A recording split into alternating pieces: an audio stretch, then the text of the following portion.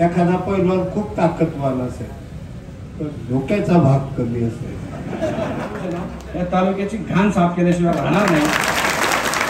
खेड आळंदी विधानसभा मतदारसंघातील महाविकास आघाडीचे उमेदवार बाबाजी काळे यांच्या खेड तालुक्यातील दौऱ्याला स्थानिकांचा मोठा प्रतिसाद मिळाला।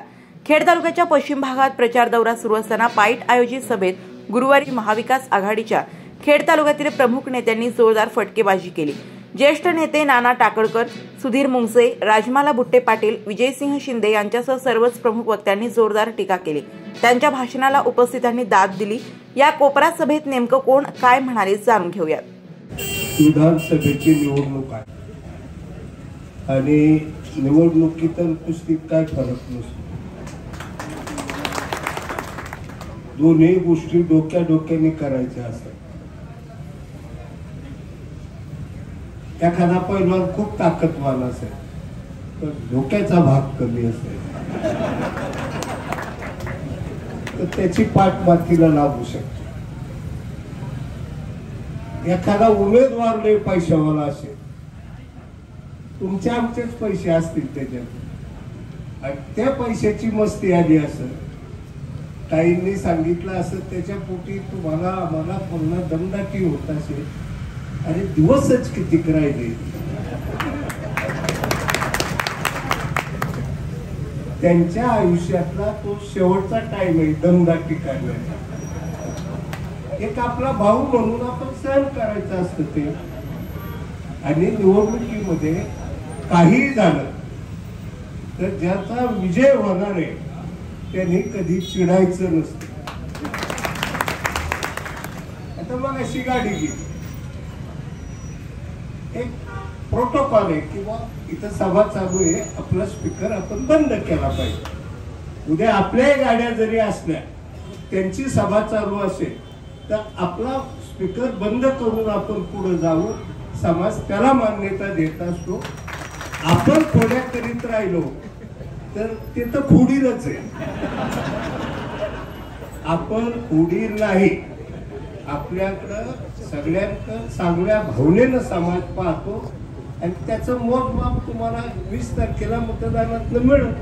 तेव्हा माझी आपल्या सगळ्यांना विनंती आहे, काही टीका करू नका।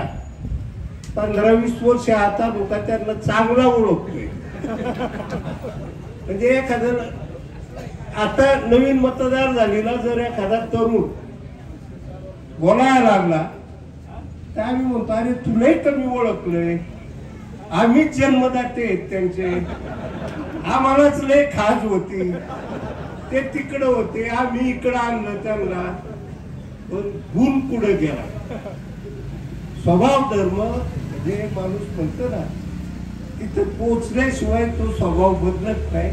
म्हणून कुणी काही बोलू द्या, आपल्यावर टीका होऊ द्या, आपल्या नेत्यांवर टीका होऊ द्या, आपण ही निवडणूक अत्यंत संयमानं पार पाडायची, आपला विजय आपण खेचून आणायचा आहे, एवढीच आपल्याला विनंती करतो आणि थांबतो।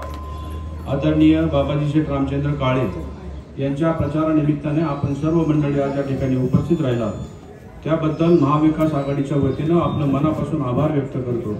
व्यासपीठावरती उपस्थित असणारे सर्व ज्येष्ठ मंडळी, त्याचप्रमाणे समोर बसलेले सर्व वडीलधारी मंडळी, मित्र आणि तरुण सहकारी, खरं तर ही निवडणूक असं म्हटलं जातं की खूप चुरशीची निवडणूक आहे, परंतु माझ्या मते ज्या वेळेस आमच्या सर्वांच्या माघारी झाल्या त्याच वेळेस ही निवडणूक एकतर्फी झाली असं म्हणायला हरकत नाही। कारण की अतुल भाऊ असेल, मी असेल, अमोलदादा पवार असतील, अमोल दौंडकर असतील, या सर्व मंडळींनी एकत्रित बसून आम्हाला ह्या तालुक्यामध्ये बदल घडवण्यासाठी आम्हाला 2 पावलं पाठीमागे येणं गरजेचं आहे। आणि महाविकास आघाडीचा कोणीतरी माणूस आपलं जे म्हणणं आहे, आपल्या सर्वांच्या मनामध्ये जो विचार आहे तो विचार एक माणूस पुढे घेऊन जाईल आणि त्याच्याबरोबर आम्ही सर्व मंडळी काम करू, असं आम्ही प्रामाणिकपणे त्या ठिकाणी निश्चय केला आणि त्याच्याप्रमाणे आम्ही त्या निश्चयाला आज सर्व मंडळी त्या ठिकाणी ताकदीनं प्रचारामध्ये सहभागी होत आहेत। आता अतुल भाऊ उद्यापासून ह्या प्रचारामध्ये निश्चितप्रमाणे सहभागी होणार आहेत। त्याच्यामुळं आज जेवढं काम बाबाजी काळेंनी केलं तेवढं काम अतुल भाऊंनी सुद्धा केलेलं आहे। तेवढं काम त्यांच्या एवढं नसेल केलं पण त्यांच्यासारखं काम मी करू शकलो गेल्या 1.5 वर्षामध्ये. त्यांनी 50,000 लोक नेली, मी 48,000 लोक नेली. अतुल भाऊनी 60,000 लोक नेली. ह्याची जर तुम्ही संख्या बघितली तर 1.5 लाख लोक आम्ही नेली. महाविकास आघाडीच्या माणसाने 1.5 लाख लोकांचं दर्शन घडवून आणलं आणि ह्याच लोकांचे आशीर्वाद आज महाविकास आघाडीला त्या ठिकाणी निश्चितप्रमाणे मिळतील. आणि आरोग्य शिबिरं घेतली. अतुल भाऊ आणि माझ्यावरती काहीतरी विद्यमान एक टीका केली. ते म्हटले की ही 2 माणसं वळवाच्या पावसासारखी येतात आणि निघून जातात. त्यांना मला एकच सांगायचंय, हा वळवाचा पाऊस आहे ना, या तालुक्याची घाण साफ केल्याशिवाय राहणार नाही. आणि या पद्धतीने जर तुम्ही असे वक्तव्य करत असाल, तुम्ही विकासाचे वक्तव्य करा. तुमचे ध्येय धोरण काय आहे, तुमचा अजेंडा काय आहे, याच्यावरती तुम्ही बोललं पाहिजे. आमच्यासारख्या छोट्या कार्यकर्त्यावरती जर तुम्ही बोलताय तर याचा अर्थ तुमच्या पायाखालची वाळू निश्चितप्रमाणे घसरलेली आहे. तुम्ही आता आराम करायची गरज आहे. तुमचं दीर्घायुष्य लाभो. तुम्ही आराम करा. आमच्यासारख्यांना तुम्ही आशीर्वाद द्या. आमच्यासारख्यांना तुम्ही मार्गदर्शन करा. ही वेळ खरी आलेली आहे. त्याच्यामुळे येणाऱ्या निवडणुकीमध्ये बाबाजी शेठ काळे यांना आपण विजयी करा. त्यांचं 3 नंबरचं बटन आहे. 3 नंबरच्या मशालीच्या बटन समोर आपण त्यांना मतदान रूपी आशीर्वाद द्यावे, हीच मी महाविकास आघाडीच्या माध्यमातून आपण सर्वांना विनंती करतो आणि थांबतो. धन्यवाद.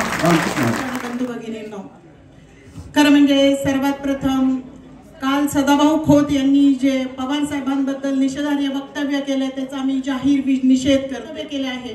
ते आम्ही कोणी खपून घेणार नाही आणि त्याचा मी परत एकदा जाहीर निषेध करते. आम्ही इथं कार्यक्रमाला आले, याच्या आधी लोकसभेसाठी आले होते. त्यावेळेसच तुम्ही सर्वांनी असं अखंड प्रेम आम्हा कुटुंबियावर केलं होतं आणि त्याबद्दल मी परत एकदा तुमचे आणि आजही जे तुम्ही सर्वांनी उदंड प्रेम दाखवले आहे त्याबद्दल मी मनापासून तुमचे सर्वांचे गुटेबडी कुटुंबियांतर्फे पण आभार मानते.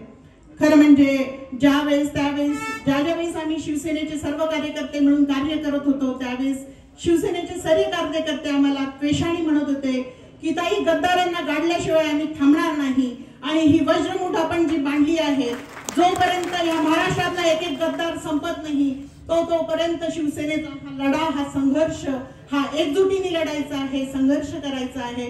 आणि त्या प्रत्येक वेळेस वाटायचं की या लढ्यासाठी, ह्या संघर्षासाठी शिवसेनेच्या रूपानं आई भवानं साक्षात भवानी तलवार या लढ्यासाठी, संघर्षासाठी दिलेली आहे.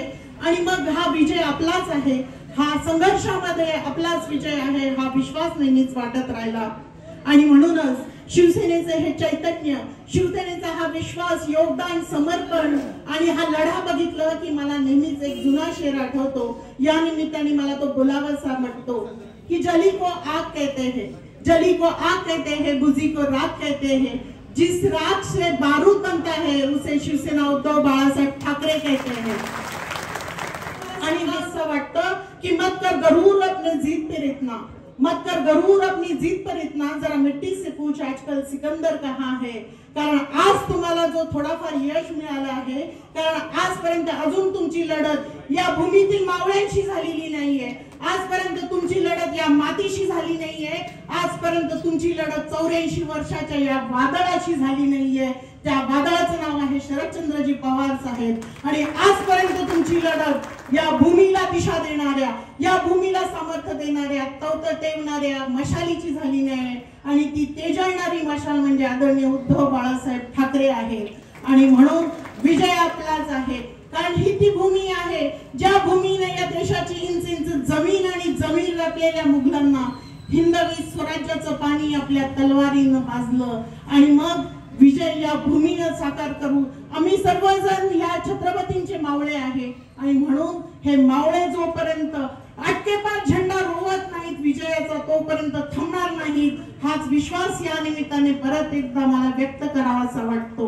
खरं म्हणजे इथं ज्यावेळेस अनेक भावना व्यक्त केल्या गेल्या त्यावेळेस मला प्रामाणिकपणे सांगावंसं वाटतं किंवा जेव्हा विरोधक गलगना करत असतात विजयाच्या त्यावेळेस मला सांगावंसं वाटतं की जेव्हा तुम्ही हे ताटाफुटीचं आणि फोडाफोडीचं राजकारण जे करत आहात त्याच्यासाठी मला सांगावंसं वाटतं की अरे तुम्हाला मंदिर विकत घेता येतं, मंदिरातील मूर्ती पण विकत घेता येते, पण इथे जमलेल्या लोकांची जी श्रद्धा आहे ती कधीच तुम्हाला विकत घेता येणार नाही. आणि श्रद्धा हेच आमचं महाविकास आघाडीचं बलस्थान आहे, हेच आमचं लढण्याची ताकद आहे. आणि भिडे असं म्हणती ध्वजा वैष्णव आमची, उभी पंढरी आज नादावली, तुझे नाव ओठी तुझे रूप चित्ती, जीवाला तुझी आस का लागली, जरी बाप साऱ्या जगाचा परी तू, आम्हा विठ्ठलाची आम्हा मुलेकराची विठू माऊली. आणि त्या विठ्ठलाच्या वारकरी आज इथे तुम्हाला नेतृत्व म्हणून लाभलेला आहे. आदरणीय बाबाजी काळेंसारखा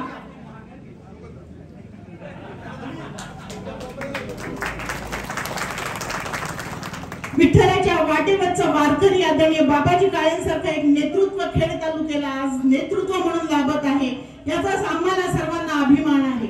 आदरणीय बाबाजी काळेंसारखा एक अभ्यासू कर्तृत्वान नेतृत्व आपल्याला उमेदवार म्हणून लाभलेला आहे.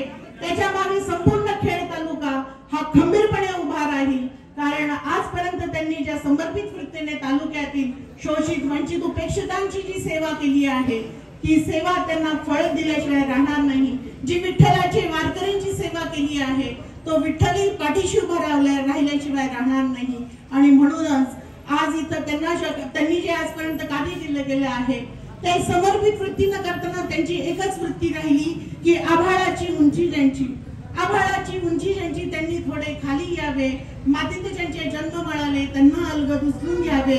आजपर्यंत या समर्पित वृत्तीने त्यांनी कार्य केले आहे आणि इथून पुढे या भूमीला नेतृत्व देताना ते त्या समर्पित वृत्तीने कार्य करतील, हीच अपेक्षा आणि हाच विश्वास या निमित्ताने व्यक्त करते. जाता एक छोटीशी गोष्ट सांगते. सत्यभामा ही अतिशय सुंदर आणि रूपगर्विता कृष्णाची पत्नी होती. ती सत्यभामाला वाटत होतं की मीच खरं श्रीकृष्णाची पट्टराणी आहे आणि ते सिद्ध करण्यासाठी तिने एकदा श्रीकृष्णाची सुवर्णतुला करायचं ठरवलं.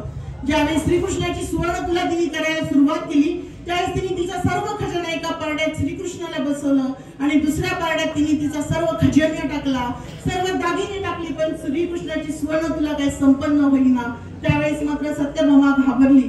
ती पळत तेवढ्यात तिला रुक्मिणी जाताना दिसली. तिच्याकडे ती धावत पळत गेली आणि तिने तिची अडचण सांगितली की श्रीकृष्णाची सुवर्णतुला काही आज संपन्न होत नाहीये, तू मला मदत कर. त्यावेळेस सत्यभामा म्हटली, त्या श्रीकृष्णाची तुला त्याच्यासाठी एवढं दागिने कशाला पाहिजे, संपत्ती कशाला पाहिजे, त्याच्यासाठी हे तर एक तुलसी दल बास आहे, ते नेऊन त्या पारड्यामध्ये टाक आणि श्रीकृष्णाची सुवर्णतुला संपन्न होईल. आणि जसं तिने ते तुलसी दल नेऊन त्या पारड्यामध्ये टाकलं, तसं श्रीकृष्णाची सुवर्णतुला संपन्न झाली. आणि आज आपल्याला सर्वांना पवार साहेबांच्यासाठी आदरणीय उद्धव साहेब ठाकरेंच्या प्रती असलेली श्रद्धा व्यक्त करण्यासाठी आपलं एक मत आपण त्यांच्या परड्यात टाकायचं आहे आणि त्या दोघांची सुवर्णतुला, त्या दोघांची मतदानाने आम्हाला मतदानाने करून दाखवायचे आहे. आमची ह्या तालुक्याची असलेली श्रद्धा, आमचं प्रेम केवळ आज महाराष्ट्रालाच नव्हे तर आम्ही आमच्या मतदानातून संपूर्ण देशाला दाखवून देऊ, हाच विश्वास परत एकदा व्यक्त करते. सुधीर भाऊ पाऊस घेऊन आले आणि पावसाच्या टाळ्या देखील देऊन गेले. आता मी तुम्हाला डायरेक्ट मुद्द्यावरती येतो. मला सांगितलं तुम्ही 3 मिनिटांमध्ये तुमची बॅटिंग करा. म्हणलं हरकत नाही. या तालुक्यात बॅटिंगची सुरुवातच बाजार समितीने केलेली आहे. जेव्हा या तालुक्याच्या जनतेला वाटत नव्हतं या तालुक्यामध्ये परिवर्तन होऊ शकतं, या तालुक्यातल्या सर्व पक्षीय नेत्यांना एकत्र आणायचं काम खऱ्या अर्थानं बाजार समितीच्या निवडणुकीच्या निमित्तानं झालं. तालुक्याच्या जनतेला वाटलं अरे बाजार समितीमध्ये परिवर्तन झालं. जर बाजार समितीमध्ये परिवर्तन होऊ शकतं तर उद्याच्या विधानसभेमध्ये परिवर्तन होऊ शकतं, याची पहिली चावून लोकांना लागली. हे सगळं झालं, सगळ्या पक्षाचं तिकीट वाटप झालं, सगळ्या गोष्टी झाल्या. त्याच्या खोलामध्ये मी आता जाणार नाही. पण मित्रांनो, ज्यावेळी प्रसंग निर्माण झाला की बाबाजी काळेंच्या सारख्या माणसाला त्या ठिकाणी शिवसेना पक्षाने उमेदवारी दिली, महाविकास आघाडीचा उमेदवार म्हणून त्यांना दिलं, जनतेच्या मनामध्ये परत पाल चुकचुकली. या तालुक्याचा इतिहास आहे आणि तो इतिहास असा आहे की जर तिरंगी झाली तर गंमत होत्या, तिरंगी झाली तर गंमत होते सुधीर भाऊ, पण जर दुरंगी झाली तर विजय पक्का होतो. आणि ज्या दिवशी 4 तारखेला 3 वाजता सुधीर भाऊ, अमोल दौंडकर, अतुल भाऊ देशमुखांची विशेष माघार झाली, तालुक्यामध्ये स्टेटस फिरायला लागला, विजय आपलाच आहे आणि विजय शिंदे देखील आपलाच आहे, विजयाताई आपल्याकडे आहे. त्यामुळे बाबाजी तुम्ही काही चिंता करू नका. लोक म्हणले बाबाजी काळे उद्याच्या काळामध्ये काय करणार, माझ्या ताकदीचा उमेदवार दिसत नाही. आता मला कळत नाही नेमकी ताकद आजमावायची कुठली. अरे राजकारणामध्ये तुम्ही मला सांगा, काल आम्ही अतुल भाऊ देशमुखांना भेटलो, त्या दिवशी देखील बाजार समितीच्या वतीने विनंती केली. अतुल भाऊ म्हणले, विजय भाऊ तुम्ही काय काळजी करू नका, 8 तारखेपासून वाड्याच्या दौऱ्यापासून हा तालुका पिंजून काढणारे आम्ही सगळे मंडळी आहे आणि तुम्हाला परिवर्तन काय असतं. मित्रांनो तुम्ही लक्षात ठेवा, 2014ला सुरेश भाऊ गोरेंच्या रूपाने ज्यावेळी एकाच एक निवडणूक ताकदीने झाली, सुरेश भाऊ गोरे 33,000 मतांनी निवडून आले. त्या निवडणुकीचे आपण सगळे साक्षीदार होता. आता मी तुम्हाला सांगतो 2024 आहे, बाबाजी काळे निवडून येणार 50,000 मताधिक्याने. लक्षात ठेवा तुम्ही.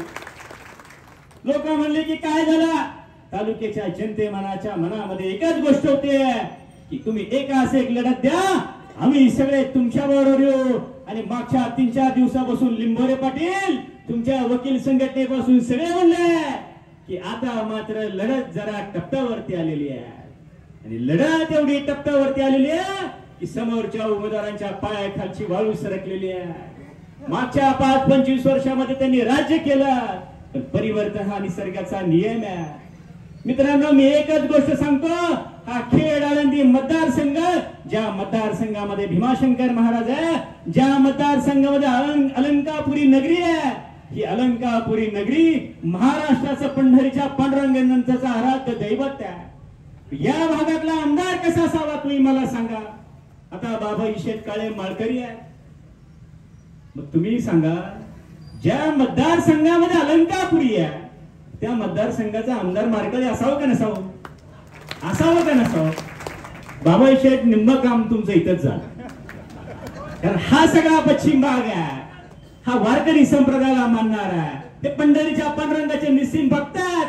यांना माहिती आहे की बाबाजी काळे अहो रात्र या परिसरामध्ये फिरतोय. आणि दुसरी निवडणुकीतली गोष्ट मित्रांनो लक्षात ठेवा, इथं महाविकास आघाडी आहे.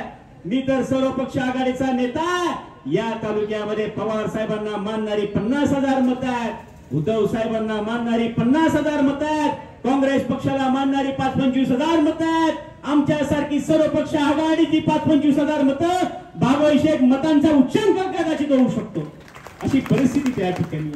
सुधीर भाऊ तुम्ही सांगितलं आता तुम्ही सगळे ताकदीचे आहेत. जर परिवर्तन झालं नाही तर नवे खिलाडी देखील मागे राहतील. त्यामुळे परिवर्तन हे अटळ आहे मित्रांनो, आणि खऱ्या अर्थाने या परिवर्तनाचे आपण साक्षीदार आहोत. उद्यापासून मात्र गमती जमती चालू होते की काहीतरी उमेदवारावरती बोलतील, उमेदवाराच्या मागच्या लोकांवरती बोलतील, प्रचाराचा अस्तर त्या ठिकाणी घसरत जाईल. आमच्या ताईंनी सांगितलं की कुणा कुणाला फोन यायला लागले, कुणा कुणाला काहीतरी व्हायला लागलं, हे सगळं त्या ठिकाणी होईल. जनभावना काय, जनभावनेचा कौल आहे बाबाजी काळे, जनभावनेचा कल आहे उद्धव ठाकरे, जनभावनेचा कल आहे महाविकास आघाडी. तुम्ही एकच सांगतो मी तुम्हाला, निलेश लंकेची लोकसभेची निवडणूक बघा. निलेश लंके सामान्य आमदार आणि त्याच्या विरोधामध्ये राज्याचा महसूल मंत्र्याचा मुलगा. तर महसूल मंत्री म्हणजे वसूल मंत्री, महसूल म्हणजे महसूल गोळा करायचं का अमोल दादा. तर अशा मी तर ऐकलं की टँकरने पैसे आणले होते. कशाने आणले होते? टँकरने. आपल्याकडे टँकरने न्यायची पण पिकअप मध्ये येऊ शकतात. त्याच्यामुळं जनतेने जर ठरवलं तर या तालुक्यामध्ये काही अशक्य नाही. जे 2014ला झालं, बाबाजी काळे तुमच्या रूपाने 2024ला होणारी काळ्या दगडावरची रेग आहे. आणि या सगळ्या प्रक्रियेमध्ये या तालुक्याची कृषी उत्पन्न बाजार समिती, या तालुक्यातील बाजार समिती, आमचे सगळे 10 संचालक मंडळ, तालुक्यातील तमाम शेतकरी वर्ग भक्कम तुमच्या मागे उभा आहे. हा विश्वास द्यायला मी या ठिकाणी उभा आहे. मित्रांनो बाजार समितीमध्ये परिवर्तन झालं, परंतु मला या ठिकाणी सर्व जनसमुदायाला सांगायचं आहे की मी अतिशय सामान्य माणूस आहे. म्हणजे लोकप्रतिनिधी माझ्यावर टीका करणं इतका मी मोठा नाही आहे. या पाईट पंचक्रोशीतील माझ्या सर्व मतदारांनी तुमच्या सहकार्याने, माझ्या बापाच्या पुण्याने मी पंचायत समितीला निवडून आलो होतो. लोकप्रतिनिधी 3 वेळचे आमदार झालेले आहेत.